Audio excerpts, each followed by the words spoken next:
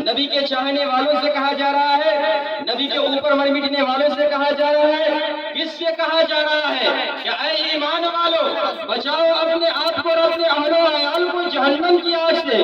عالم تصور میں ہم سوال کریں، مولا تو کس سے فرما رہا ہے؟ مسلمانوں سے فرما رہا ہے، ایمان والوں سے فرما رہا ہے، کلمہ پڑھنے والوں سے فرما رہا ہے، نبی کے چاہنے والوں سے فرما رہا ہے، نبی کے اوپر مر مٹنے والوں سے فرما رہا ہے۔ اے میرے مولا تو نے ایمان والوں کے لیے جہنم تو بنایا نہیں ہے، جہنم تو کفاروں کے لیے بنایا ہے، جہنم مشرکین کے لیے بنایا ہے، جہنم منافقوں کے لیے بنایا ہے۔ اے میرے مولا تو نے ایمان والوں کے لیے جنت بنایا ہے، کلمہ پڑھنے والوں کے لیے جنت بنایا ہے، نبی کے چاہنے والوں کے لیے جنت بنایا ہے، نبی کے اوپر مر مٹنے والوں کے لیے جنت بنایا ہے۔ اے میرے مولا پھر یہ ایمان والوں سے جہنم کی آگ سے بچنے کی بات کیوں ہو رہی ہے؟ نبی کے چاہنے والوں سے جہنم کی آگ سے بچنے کی بات کیوں ہو رہی ہے؟ نبی کے اوپر مر مٹنے والوں سے جہنم کی آگ سے بچنے کی بات کیوں ہو رہی ہے؟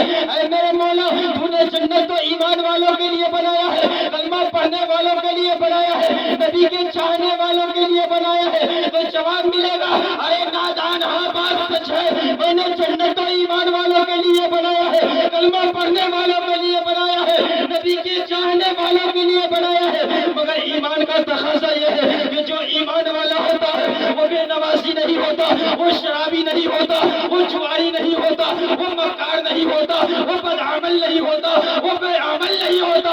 ارے جو مسلمان ہوتا ہے وہ تو سچا ہوتا ہے، وہ تو نمازی ہوتا ہے، وہ تو وفادار ہوتا ہے۔ دوستوں نوجوان صاحب تو جنت ایمان والوں کی جنت۔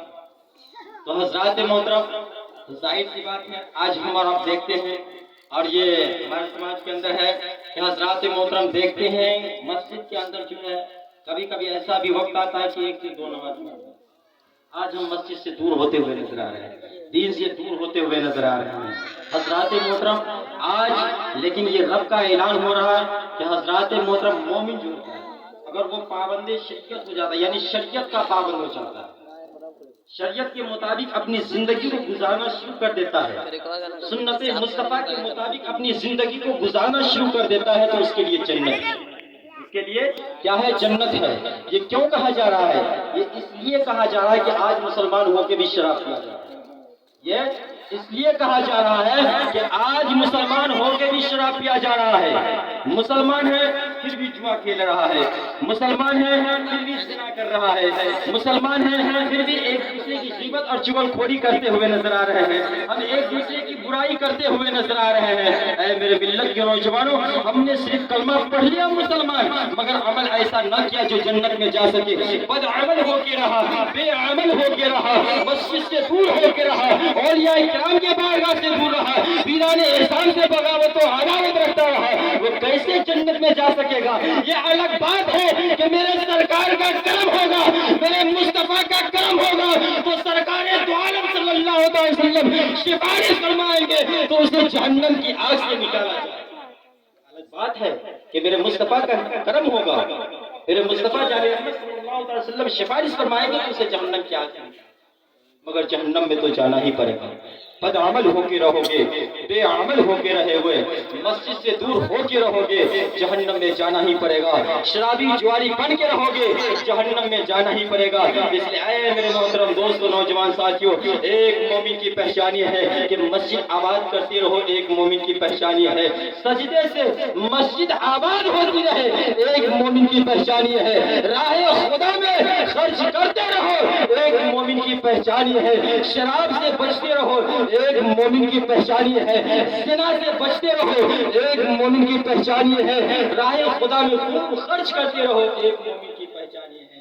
میرے محترم دوستو تو ہم کیسے بچیں گے؟ آئیے ہم آپ حضرات کو آخری بات بتانے چاہ رہا ہوں۔ حضرات محترم دیکھیے، انسان چاہے جتنی بھی عمر پالے، انسان چاہے جتنی بھی عمر پالے، چاہے 10 سال کی عمر پالے، چاہے 20 سال کی عمر پالے، چاہے 30 سال کی عمر پالے، چاہے 40 سال کی، چاہے 100 سال کی، 200 سال کی عمر پالے، مگر دو ہی کام کرنا ہے۔ وہ دو کام کون سا کام ہے؟ پہلا کام یہ ہے کہ حقوق اللہ کی ادائیگی، پہلا کام یہ ہے کہ حقوق اللہ کی ادائیگی ہوتی ہے، اور دوسرا کام یہ ہے کہ حقوق العباد کی ادائیگی۔ تیسرا کوئی کام آپ کو نہیں کرنا ہے، پہلا کام یہ ہے کہ حقوق اللہ کی ادائیگی ہوتی رہے، اور دوسرا کام یہ ہے کہ حقوق العباد کی ادائیگی ہوتی رہے۔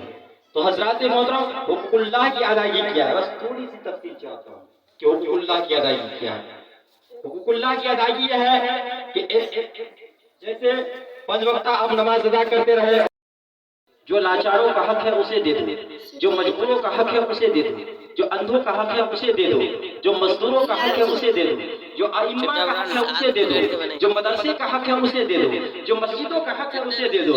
یعنی جس کا جو حق بنتا ہے، اگر ایک بندہ دوسرے بندے کا حق ادا کرتا چلا جائے گا تو وہ جہنم کی آگ سے بچتا چلا جائے گا اور جنت میں جانے کا سامان پیدا ہوتا چلا جائے گا۔ شرط یہ ہے کہ ہم ایک دوسرے کا حق ادا کرتے رہیں۔